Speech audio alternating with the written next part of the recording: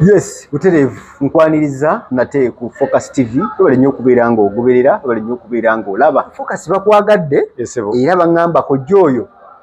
mutuleetereko ng'atuwa ku byafaayo koze nedda olunaku lwenziramu mufuna kojja katuyisize mu bakulembeze 8 ssaawa zino ow'omunana yaliko si wa munana okuva bukulembeze bwatandika twafuna obwetwaze mubala bubi si wa munana alaba Focus TV kojja kagata agenda tula ku bakulembeze ababaddeko okuva Uganda bwe yafuna obwetwaze amaanyi gaabwe obunafu bwabwe bwalinga luddawa ekyo kituvuga kitutwala mu 2026 mu kulonda omukulembeze okusalawo nga tusinziira ku byayita buli weerabira ebyayita tosobola kugenda mu maaso tosobola kutuuka gy'olaga nga tofudde ku ebyo byayita kojja kati tugenda okuba nga tukwasana naye olunaku olwaleero kojja ali ku Focus TV nkwebaza okubanga okyalaba Focus TV ekikyokola kyamaanyi nnyo kojja ono muleeta ne mbagamba nti bintu bingi byayisaamu ye ku ngeri gy'abirabamu oba ye nga ye bw'alaba bwe birina okutambula nekikyalowooza so igwe agenda mu comment section n'obaako by'obuuza kojja kagato kikwebaza nnyo okulaba nga okikola kojja abantu babadde bagamba babadde babuuza naye nga kojja woba omufunyi mutubuulizeeko abakulembeze ababaddewo okuva Uganda bwe yafuna obwetwaze okuva ku Cohen gwe wali oŋŋambako luli babadde bameka era amaanyi ga buli muntu ono abadde ajja ng'akulembera gabadde luddawa obunafu bubadde luddawa ng'omunnayuganda yeetegekera okulonda tulina okumujjukiza history ono abeere ng'amumanyi kati abazungu bo balina enkola yaabwe be baali bafuga okukwasa bannayuganda abaddugavu mu 1962 basooka kuwa Buganda gye basooka kuwa independence manye ebintu bino byayigira si Uganda obwetwaze bulala n'okwefuga kirala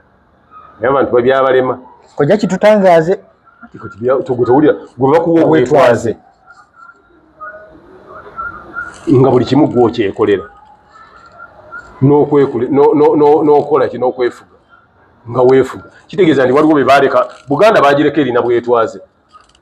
Buganda era erina bwetwaze kyobola ebintu byayo kabaka waaba ayogera tebwetaaga miggo tayiwa basirikale tayiwaki bwe bwetwaze naye bwe baaleka obukulembeze okwefuga omufuzi ayiwa magye kati tufuna ddi obwetwaze tufuna ddi obukulembeze twafuna obwetwaze mu 1962 ng'ennaku z'omwezi 8 ne tufuna obwetwaze yes okwefuga twakufuna nga 9 era Buganda yo erina bwetwaze kyova olaba nti ffe twali twekolera ebyaffe nga owessaza bw'akuŋŋaanya omusolo gukola mu ssaza eryo naye ne baleeta obufuzi kwefuga kati bwe bazironda ne bwe bazijja e Kampala bamala zitwalira Ministry ya Finance yesalawo obe n'atuwa mmeka buli obwetwaze ne tubuvaako bwe twalina twali twafuna Buganda nga ow'eggomba gomba bwekuŋŋaanya omusolo gukola mu ggomba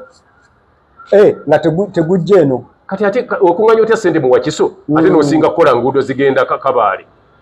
gwe tolaba nti oba toli feya gwe lowooza ssente zisinga obungi mu Uganda ziva mu Wakiso na mu Kampala district wano naye ate enguudo z'omu Kampala ze zisinga okuba embi golooza oba okozesa magezi ki era abakulembeze abaaliwo ebiseera ebyo walabanga nga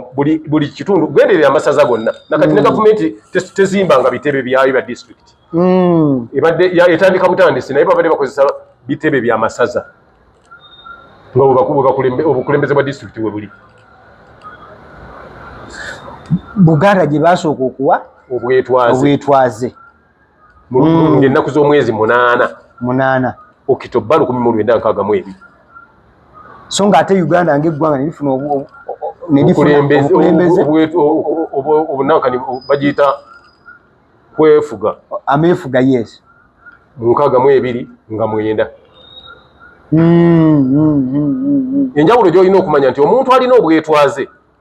byayogera ne bwayogera bwogezi buli muntu n'akissa mu nkola takozesa mundu wali osanzeeko kabaka ng'ayiwa amagye ng'alina gy'alaga naye bagambye yasimye okujjako wano abantu n'agula t-shirt 5,000 ajambale kabaka amulabe ng'ali mu t-shirt anyiridde n'ateekamu akasente ke ne yeepakira n'asala wazi buli byakola byonna nga abikola ku ssente ze era atuuka ekiseera n'awulira nga kimulumiriza nnyo n'akuŋŋanyoleza akuŋŋaanya azimutwalire mbulira yayinza ozikuŋŋaanya wano bazitwalire ne baleeta enkota z'amatooke ne bagamba Ssaabasajja mbulira ayinza okikola bazitwale mu State House yenjawulo eriwo babawa mukulembeze ki eyasookera ddala tebalina mukulembeze gwe baawa bwe baali balonda era basanga yali asinga okuba obutegeevu eyaliwo kuba n'ekitundu kye yali afuga ne civilization era yali Muteesa kuba ye first president of Uganda Ssekabaka Muteesa Ssekabaka Muteesa asooka afuga si asooka nze sinnagamba asooka Ssekabaka Muteesa asooka yali ate ye mulala nnyo Ssekabaka Muteesa owookubiri Edward Muteesa atwala bbanga ki okukola ki okulembera ki kuba bali bwe bavaawo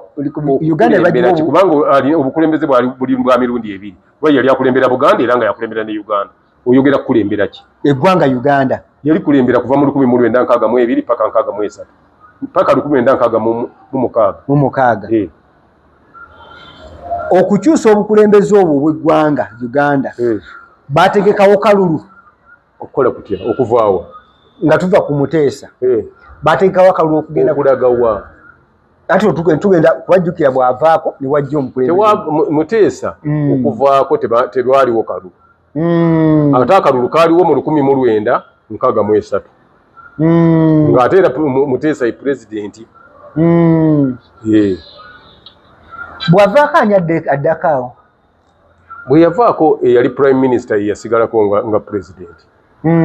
kuba by then nti mu 1966 gundi okuva mu 1962 yes Ssekabaka Muteesa yali pulezidenti wa Uganda era ye kabaka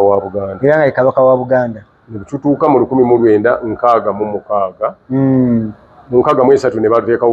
okulonda nga baagala ng'eggwanga erifunye obwetwaze ne bategeka okulonda bwe kwategekebwa nga abantu ebibiina ebyetabamu nga tebifunye bululu buli omu busobozesa kukola gavumenti kati awo ne bakola bye bakoze abaaliwo nga bakulu kubanze nali senkana siri omu kwabo basobola kulonda nakusalawo ne baddira obululu bwa KY kabaka yekka yes aba DP nga basaba aba KY nti twegatte tukole gavumenti aba KY abaali bakikulembera ababirimu ababeera aba officials abakulu ne bagaana ne bagamba nedda waakiri okugatta ne DP tubugatta ne UPC ne begatta n'Obote so buli omuntu akogamba nti Obote baada abagira bamakola ki bo bennyini aba KY abaaliwo ebiseera ebyo aba Buganda basalawo nti obululu bwe balina kababugatte n'Obote so Obote abamusembeza baali bo bennyini Abaganda yes ne KY kabaka yekka yes ne bakwata obululu ne babugatta n'Obote kubanga gundi yalina endowooza nti enze bwe naba togassa obululu nja kubeera pulezidenti ate oli abeere prime minister Ssekabaka ani gwavoola kabaka abeere prime minister olw'okuba ye yali omu ku balooya abaasooka yali ategeera constitution bwe yawandiikibwa ne bagamba waakiri twegatte n'Obote kuba ye Obote agamba akkiriza Ssekabaka okubeera pulezidenti nga beegatta n'Obote nga akkiriza okubeera ki prime minister not knowing nti prime minister yali executive yasalawo era bwe yasalawo nti alumba lubiri nga bamugambye nti eriyemu ebyokulwanyisa olwo bajwetese nti kabaka alina ebyokulwanyisa muli bamulumba ne bakuba buli kiramu era kwe kwava Ssekabaka okuwaŋŋanguka n'agenda UK bwate n'ayitamu n'agenda paka Burundi n'agenda Obote ono okujja okwefuula ekyo kye yakola oba ekyokwefuulira mukama we bakikola ekisanja kikyagenda mu maaso ekyo ekyankaaga mu 66 ng'olugundi Ssekabaka nga nga gundi ya bwetambudde entabwe eva kuki entabwe erabika oli yatuuka waliwo byali ayagala okukola ng'omukulembeze nga prime minister ina byayagala president ina byayagala president namugamba nti bwe biba bwebityo ojja kujja amajeego ku ttaka lya Buganda awo obote kati kale kondaba nakizuula olaba akanfaamu n'ayagala amulage ani ayina amaanyi ati abantu abasinga obungi amaanyi n'ekitiibwa tebamanyi bikozesa kati bw'olira otamanya maanyi bwe bagakozesa okukola ensobi nnyingi for instance kati ojja kuwulira oli n'atuuka okugamba nti ova otya ekireka ogende ebweyogerere kati yalowooza nti omuntu w'ekireka alina kuba kireka omuntu ng'ate ye na bw'ali naye si we bamuzaalira azzeewo obukulu ebintu bwe tulina obiraba wetuva ku Obote afuga kati nkulaga nti abo ba president bameka babiri naye era tulabye enkyukakyuka y'oli oli yamulumba bulumbi naye ng'atomanya nti oli okufuna obwa president yali kwali kutegeeragana yali transition ennungi yes ennungi naye yali afuga ekitundu nakkiriza nti ono kaabeere kakati ende tugenda awo bwalibeerako n'abeerako n'akola byakola mu 71 naye ne wajjawo military coup era tekaali kalulu ate military coup yiteka nawe ate ojja kunswaza bwe bagamba military coup ate kaba kalulu no badde ngamba muzeeyi nti mu kusooka badde manyi waliwo akalulu kuneeyoke nkugambye nti oli yawamba Sekabaka yali akola ngani yali muduumizi w'amagye waduumira amagye kyekyaviirako muduumizi w'amagye okugamba nti ate abamagye toyinza kumanya kibaviiriddeko kakati omugene bisawa kyekyabaviiriddeko kati bawambye kyekyabaviiriddeko oyinza okimanya nga abasirikale bagenda ne balaba nti oba tuli b'amagye naye kati pulezidenti kino kyakola tekitusanyula ate nga bw'anaagira bajja ffe bebalaba obubi kuba ffe yaduumira amagye ag'okuntiko ffe basindika ne mukole kino abatuuze bo ne bagamba twefunemu omuntu atukulembere ne beefunamu oti amiini n'awamba n'awalo bw'awamba yawamba ngenda kuza mwezi zaali 25 January 1971 kojja omusayi tegwayiikaawo saaliyo ng'awamba basinza kumanya teriiyo kuwamba kasita kiba kuwamba teriwo ogamba nti tewayiise musaayi ekyo tekyetaaga na kubuuza okozesa magezi mazaali kuba naawe owulidde tebawambye buwambi okuwamba oli anaakugamba oyagala kutwala kwata ng'akuteera nagamba todda mu ntebe ennebe ngitutte ng'afuga ng'ate paka 1979 yes 11 April amagye ne galumba wano ge bayita jeshi la ukombozi lyakulembeyitibwa Uganda National Liberation Front ng'ekulemberwa Yusufu Kironde-Lule n'atuuka wano nga ye president Yusufu Kironde-Lule omugatta ku Muteesa n'Amiini n'Obote be bakulembeze bameka yes abo bana Yusufu Kironde-Lule bw'afuga n'afugira ennaku 9 ne bamuwamba gavumenti yaliko yakulembera ennaku 9 zokka njagala buli kyemmala ate atoleme kale zonna njagala buli mbamaze mba ndowooza nti nkikugambye kati bamuwamba ne bamuggyako ye zaali 9 tezaali 6 around there teyaweza myezi 2 teyaweza myezi 3 gwakuna yalinga emyezi 2 banzijukira nti mu April nga 11 lwe yagendako nange naliwaawo then mu June agenda okuyingira June nga bikyuseemu nga bataddeko Lukongwa binaayiisa kikyo kino nkulu okukyuka myezi emnaku ezokka zokka naagira anti nze musaali mu gavumenti nze simanyi be baali baliko nze ndaba bulabi pulezidenti akyuse ate nga akakiiko akafuga sikaliiko kati n'amanya ntya naye nze nange nkubuulira byaliwo yes Yusufu Lule Kaputi ng'avaayo naye bamuggyako bateekako ani binaayiisa bateekako binaayiisa olwo bataddewo n'akakiiko bakayita National Consultative Council nga yeefuga olwo eri gundi tekyafuga kuba Lule bamuggyeko bataddewo National Consultative Council yali ekulemberwa ndowooza Edward Lugumayo ndowooza ne Mwami Museveni baagiriko oyo wakumeka wakutaano mu bbanga ttono gundi atandika okugamba entebe ewooma bw'atuukako bw'ati agamba gundi ani agambye ko entebe ewooma lukongwa binayiisa muwoomedde olwo agambye nti entebe ebibiina byonna mbiweze njagala tubeere mu kye bayita ambuleera minvuuli olwo General Museveni yali minisita wa defense okumanya oli ayagala amugyewo nga ndowooza ayagala kutegula banaamutawaanya oba yali amusindise ku bwambasada bwawa ne tumanya nno kati byonoonese ate waayitawo ennaku mmeka nga naye bamuggyako oli yali wa myezi 2 binayisa ye wa bbanga ki yamala endowooza emyezi nga 8 eye yatwalako kakabanga ne bamuggyako olwo National Consultative Council neteekako nekulemberwa Paulo Muwanga Muwanga n'ateeking over abo bameka ba president tugenze kulonda kugenze kugenda okugira kuwe kuti badikire yalinze nti bina byofuzi bizeewo kati buli gundi akomawo Obote akomawo okuva gye yawangangukira gye Bushenyi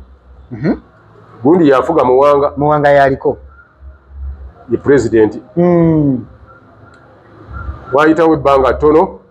nga bayingizaawo nga Obote akomawo nga bateeka kulonda ku 1998 twalonda nga 10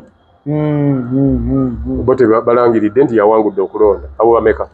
Obote okubiri akomyewo tuli mu 7 kati lwaki obwedda mugamba nti bapresident bali 8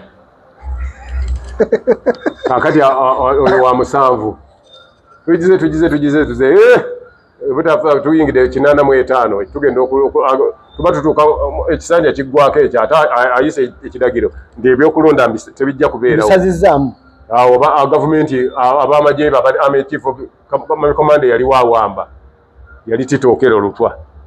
bwawamba ono amala kugamba nti ebyokulonda bivuddewo oli namugamba nedda si kyekyo nze nkubuulidde yayogera nti biri abijjeewo yes gavumenti neebeerawo yono n'awamba ku lulwe bibye Tito Okello Lutwa wakumeka oyo wa 8 kakati tubaddeawo yanaafuga emyezi 8 naye olwokuba emisajja akyasinze okwagala okubewa emirembe wadde nga tebamwogerako Tito Okello Lutwa yasalawo n'agamba nti nze according to what I see I should call Museveni and we go for peace talks agenda mu peace talks n'ayita Museveni bagende mu peace talks bakoleki era waliwo omusajja abadde ng'owa UPC abadde chairman wa UPC emabegako yali akola mu UN gwe baayitanga y'omu ku baliwo munnanka bateeseza ku ddala UPC naki batabagane tewali nsonga lwaki balwanagana ng'ate bonna bannayuganda okuteesa tekwavaamu kalungi baali bakyateesa ate emmundu neeseka paka nga wano ki ng'ono aliko ng'awamba atwala buyinza ne gye tuli eno mpaka nakati kojja mu bakulembeze bano bonna boomenye mulimu n'ab'emyezi 2 ab'emyezi 8 ab'emyezi kitegeeza mu gyenvuddewe tetufunangako transition erimu ddembe oba eya bannansi nga be basazaayo wano mu Uganda tebeerangawo era tegenda kubeerawo biri amukaga tetugisuubira anti siyinza kukubuulira kitannabaawo nze ngambye ntegenda kubeerawo olw'ensonga kati obanga okugenda obugenzi gy'onaakolera kampeyini bakuba amasasi ne batta n'abantu kati n'otegereza nti oli alikeera ku makyala gamba nti watamaze ekisoboka naawe kojja abakulembeze bano boomenye ku bonna mu buweereza bwabwe bwe walimukko oba bwe waliwo ebiseera ebyo ani gw'ogamba nti yali wankizo ku balala mu buweereza nga wogamba omukulembeze okuweereza eggwanga lye bali abo Muteesa yasookera ddala ku lukalala kuba ye yali ayagala Uganda ebe nga yenkana yonna oba Karamojja nga Karamojja efaanana ne Kabaale efaanana ne Kisolo efaanana ne Buganda efaanana ne Busoga efaanana ki nga buli kimu kyakola e Buganda kyakola e Karamojja kyakolawa era jagendayo nga buli gombolola zonna zifaanagana buli disitulikiti gy'olituuka ng'amasaza gafaanagana agazimbe gafaanagana era tegali ku busozi era bufaanagana kati n'obote ate yeyo yayagala nnyo ebyenjigiriza n'ebya health n'abirwanako nnyo Usamiini nationalist naye nga ye bwe kiba kikwata ku Uganda waakiri asula enjala bwe kiba kikwata ku ggwanga lyettu Uganda ojja kulaba ebintu byonna byonna ebinaggwano ebyogerwako ebirabwako ye yabikola. Amiini. Ku myaka gye yafugira 8 emyaka 8 koja nokolerayo ku ebyo ebintu bye yakola biyinza okulabako saawa zino nga bikyaliwo. Waliwo ekizimba kyeyinza okugamba yazimba Uganda gundi Bank of Uganda ebyola. Yes. Yazimba General Post Office yazimba MOBS yazimba Kyaddondo College Kyambogo College nazimba gundi nazimba Amber House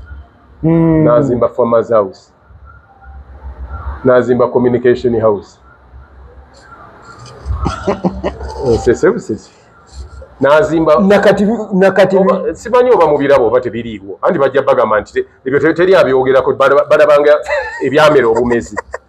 Nazimba flats z'oku Buganda Road nazimba flats z'ebugoloobi nazimba flats z'Entinda nazimba flats z'ebukoto nazimba flats z'omu Makerere Kivulu mu myaka 8 nazimba barracks ye Makindye nazimba barracks y'ebugoloobi nazimba barracks ye Mbuya. Mu myaka 8 ebintu byayogera nakati saawa zino tubiraba weebiri navaako nga Uganda tebanjiba wadde omutwalo. Eggwanga Uganda terina looni nti twewoze kuzimba luguudo ne bw'oba oyagala siringi gwamba nti ogibanja 1000 ng'ojja n'alukusasula n'aleeta TV ya kaladi wano n'azimba satellites ez'Empoma yazimba 2 emu yali Ombaki endala yali Empoma. N'azimba gye bayitanga Doctors Village awo ku roundabout y'e Mulago kubanga kati yafuuka mu birala naye abakulaakulanya eggwanga baagigabira Sudiiri. Yali azimbye mu mayumba g'abadokita nga preparinga kuzimba flyover nga bayitirawo bagwe Mulago mu ddwaliro n'azimba gundi President Towers n'azimba post office ebizimbe byolaba bino ebyobugoloobi ebyo bya post office n'ekyawa n'Emmengo ebyewandege ye ebyo bifaanana bwe bityo naye yabizimba. So bwentyo bwenzize ndaba mu myaka 8 n'asobola okukola bwebyo. Obote amanyi ge yagateekayo kuki ku education na gundi na health. Masomero ki ge yalekawo agali awo agogerwako eryasookera ddala kule bayita Obote Dr. Milton Obote gundi liri ewa Boroboro. Azimba amasomero mangi ye okubyamujigiriza agugondagala mwirigani yagalongoosa n'bogalaba. So mwabo bonna bebasobola basatu mwabo bwe tumenye 8 ani yali asinga okubeera omubi anti omanyi obubi bwakula bulala buli omu obubi abulaba bubwe olwotwogera musaavi mu buweereza ayakola ataakolirako ddala lutwa kubanga ebbanga lyabeerawo yali mu peace talks nga tewali gavumenti erina kyekola kigenda mu maaso ne binayiza naye tewali kyagenda mu maaso ne lule yamalako ebbanga lyamalako ate gavumenti eba ekoze eki mu myezi 2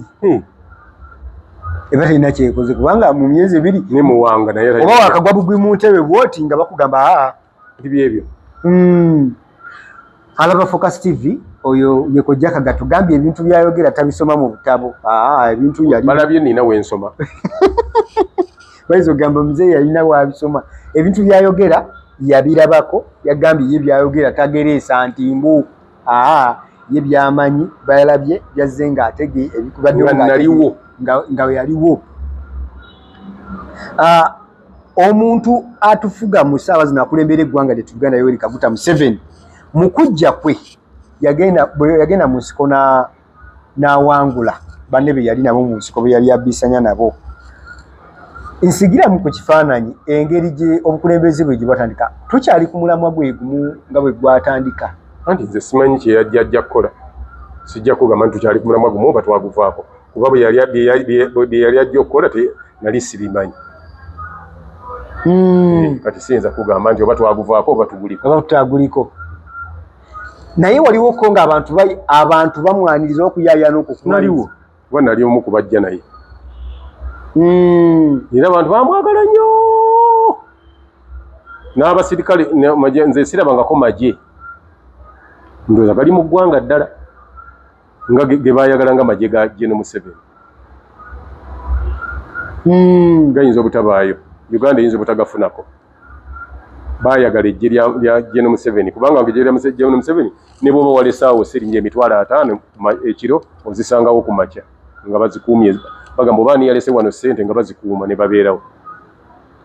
Simanyi kati bwe kiki kyabatuukako ate gwe baaba kibalina kye baaba era atano tusobola okugalekawo. Simanyi, nze simanya nti kati sikyabeera muno. Tokyabeera mu ggwanga lyattu Uganda kulaba bino bigenda mu sibeera wano simanyi kuba nze abamagye gye babeera kati wembalaba sibeerawo. Kojja kiki ekyatuukawo obulowooza okutuuka ku Linessa? Anti buli omu nkugambye nti ng'omuntu yenna yakajja abantu bamwagala naye bwe wayita emyaka kasita gisukka 10 n'omalayo emikono gino egyogera nga giyaayaana egikuba engalo kasita engalo ziggwayo z'okuba omuntu batandika okulaba emize. Era bw'obanga okyaddewo naawe abantu omalanga ennaku ezisukka 10 awantu. Bw'okyala ewange ennaku tezisukka 10. Bwe zisukka 10 n'engalo zino bakubira ng'ozze ne ziggwayo baba bakukooye. Oli atandika ye munayo tukyaye ebbanga tolima otuula butuuzi biki nga batandika kukujjamize. So buli muntu wawangaalira ewantu wegendereze nnyo tuwangalirawo kubanga batandika okweronda. Oyinza n'okwalirwa sooka okujja nga tuwaziyingiza tebaakiraba oba tebakitwalanga olw'obuganzi bw'oba walina. Abantu baali wano nga ne bw'oba oyagala abasirikale nga singa gavumenti ne bwe yandibadde teyina ssente abantu baali basobola okuliisa abasirikale b'eggwanga okumala ebbanga. Nga tewali kibi kye balaba.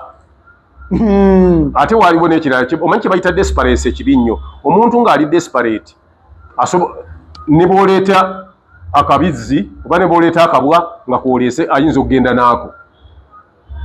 Era kyova olaba nti abantu bawogera nnyo Museveni kubanga bwe yali ajja baali tebakyalina option. Yes. Ate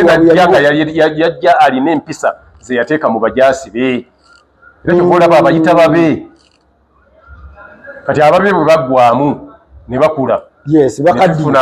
ab'eggwanga be bakola bye baagala kati nga babikola nga bye baagala. Naye ababe bonna era bamutya. Bali eri be yasooka mu myaka gy'abakayindo tafiira. Yes, be yatandika nabo. Abo bonna bamutya. Kati ate bano abazze obuzzi bo bakola byabwe balya ngenda.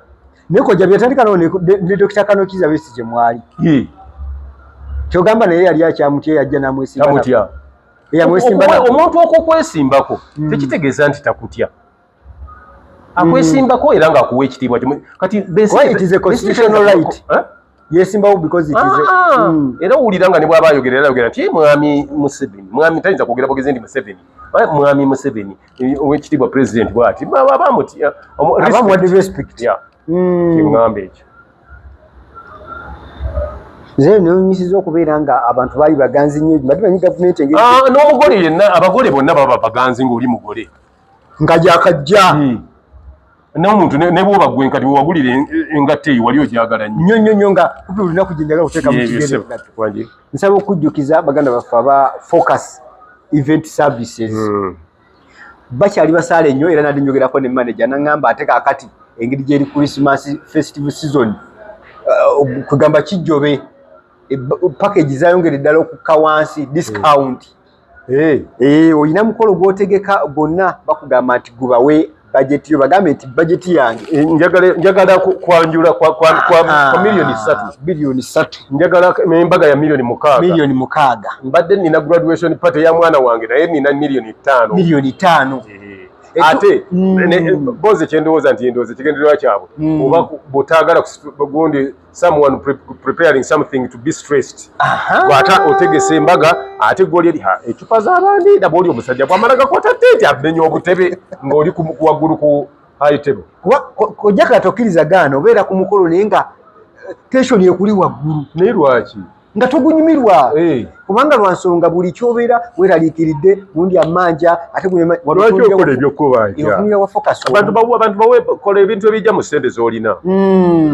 so bekwate leero gwategeka omukolo mu festive season babe nga bakuwa service ne baganda baffe aba Focus Farms and Chicken Supply era bakugamba nti okuva ku kako kaakato mpaka bwekula buli service gye weetaaga oyagala kuyigiriza oyagala kako katojo okajaako olulyo akalungi oyagala katale kankoko ezo ezikuze bekwate ku screen okulika ennamba zaabwe babenga bakukolako bulungi nnyo kojja abantu bajjukize ku bicycle kick abantu bajjukiza ni bicycle kick abantu bansaba bicycle kick waali bicycle kick akolera ddala mu ngeri esinga okuba ennungi bicycle kick ayambye abantu bangi nnyo era kati abantu bamutuumye marriage savior agezezzaako oba ataasizza amaka g'abantu kakati nolwekyo dema kugenda kutuuka kubeera nti mudda mu lwatu aweereza n'ebigambo otomalaako onaabereza oti oba oti mbw ate olinawe bakubuulire kuyuza masuuka mpale ekala lwaggulu simanyi ebyo byonna byonna ejja bimalawo ng'okozesa bicycle kick okuba ezivvole ziri zilala ezakabi omuntu obeere nga gwe musajja bw'oba oyita mu bantu buli mwaka ona ku munne buli yali n'agira ati oyita ku bantu ne bakusongako yo gwe ne badde mbagamba kati ffe tuba tutambula eyo abantu bagamba akutunulira nagamba nti anti yatunda bicycle ye yantaasa nali mpedde omukyala n'agamba ye yanzija mu matigga mulabanga abakyala abansongako baba tebansongako nti baba banjagala bansongako nga bagamba nti oyo maka gaffe gaali gagenze oyo ye yabwamaze bicycle kojja abantu bawe enamba y'essimu enamba eri 0752 432 era enamba bw'ogikuba nja kubanga onfunira ddala nze kennyini ate kojja ekintu ekyanyumidde n'akabeeyi buli muntu omukwata lulwe nkukwata bulungi kubanga mmanyi ebizibu abantu bonna tebenkana eziringa ne plots ojja kusanga ploti nga ziri muyenga naye nga bonna abazigula tebazigula bbeeyi emu so nga ate buli omu yagula ate bona bali mu era nenkujjukiza nti olina n'okufuna eddagala lye bayita nana habo mouthwash nana habo mouthwash ajja kuyamba ku mannyo aganyenyera amannyo agakumyansa amannyo agabwatuukirira ng'erinnyo bw'ogaya bwoti ogayira ludda lumu likusanyalala likuluma bw'onywa ekinnyogoga giba miranga bw'onywa ekyokya giba biwoobe ate ng'empewo bw'ebeera ennyingi nekiba nga kikususseko n'olwekyo okufuna nana habo mouthwash lyeddagala omuntu lyakozesa ebyamannyo okumuluma kuwunya bubikamwa biki n'abisiibula era olijja kubanga olisanga mu drug shop season nezonna mu ggwanga kubanga National Drug Authority eritongoza kati n'olwekyo kozesa nana habo mouthwash ab'ebweru ogenda babatundira ebintu bya bannayuganda ng'ekyo bajjukize ne Kalike wagambye nti mulimu abafere abantu abafere gye bali mu buli kintu era ojja kulaba nga oli alina ebiragala byagamba nyono liriri lyebalanga baliyita nana eriko jali yayogeddeko liirino nana habo mouthwash alina groove ku kacupa bwone bwogikakwatako bwoti owulira ekigambo nana habo mouthwash nga kayiseemu bafere bangi nnyo batambuza kapa mu kutiya nti enonte nkutidde kakati nibwetyo bwetuyimiri obadde ne kojja Kagato ng'akuyisizaamu obaolyawo bintu bingi bye tuwayizaamu naye akugezezaako kumenyeramenyera obukulembeze bwattu obuzze bukyuka biki Robert Kyagulanyi Ssentamu biki ebintu zekomrades ezabadde bingi nnyo ebibadde mu stories zaffe zino zetulabye olunaku lwaleero kojja nja kuba mubaleetera mulundi omulala bye mubuuza bye nsinziirako oluusi nange okusetinga topic gye tugenda okutambulirako tubeere nga tutambula nammwe bajjukiza nti mwenna mugende mu maaso n'okubanga musubscribinga mulike ne musharinge tubeere nga tusisinkana mu stories zaffe ez'enjawulo ezijja mu maaso naawe babayi kojja tweyanziza obubaka mukama akumpangalize amiina for now bye bye. Kusubscribinga ku Focus TV yange bingi